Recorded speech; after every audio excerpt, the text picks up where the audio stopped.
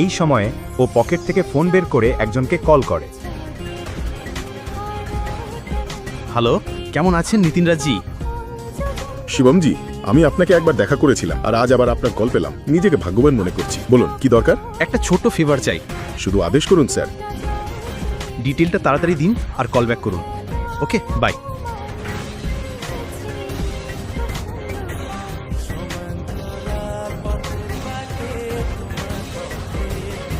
রাজা কাকা, রাইজাদা গ্রুপ আর নারাং ইন্ডাস্ট্রিজের মার্জার কেমন হবে বলে মনে হয় আপনার?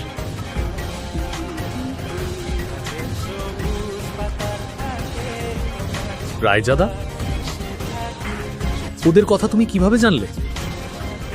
ওরা আমাদের পুরনো ব্যবসায়িক পার্টনার ছিল। শিবম, তুমি ওদের সম্পর্কে কি জানো? এরপর শিবম এমন কিছু বলল রাজা কাটাকে, যেটা শুনে উনি চমকে উঠলেন। উনি সিগারেট ফেলে দিয়ে শিবমকে নিয়ে গেলেন কনফারেন্স রুমে। এই গরিবটা এখনো এখানেই আছে? ভাষা কন্ট্রোল করো। দৃষ্টি, বেটি, আমাদের শিবম কি বলছে সেটা শোনা উচিত। ওর একটা প্ল্যান আছে। প্ল্যান? রাস্তার ছেলে। আমি এই কোম্পানিতে তোমার চেয়েও বেশি বছর কাজ করেছি। এই কথোপকথনের মাঝে দৃষ্টি গভীর চিন্তায় পড়ে যায়। তার মনে পড়ে যায় দাদুর বলা একটা কথা, দৃষ্টি বেটা, শিবম তোমার জন্য একজন ভালো জীবনসঙ্গী।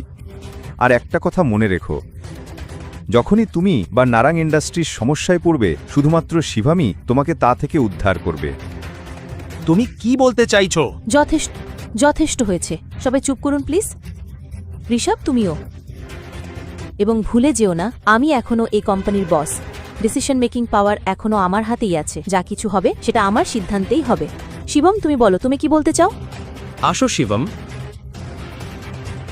এখানে বসো। প্রথমে আমি কোম্পানির শেয়ার হোল্ডার আর ইনভেস্টরদের ডিটেলস চাই। তারপর ব্যালেন্স শিট দেখতে হবে, তারপরই আমি কিছু বলতে পারবো। দৃষ্টি, এটা তো একটু বেশি হয়ে যাচ্ছে। এভাবে আমরা যাকে তাকে আমাদের কোম্পানির ডিটেলস দিতে পারি না। ওকে, ল্যাপটপটা দাও প্লিজ। এটা নাও। দৃষ্টি, ইউ কান্ট। ঋষভ,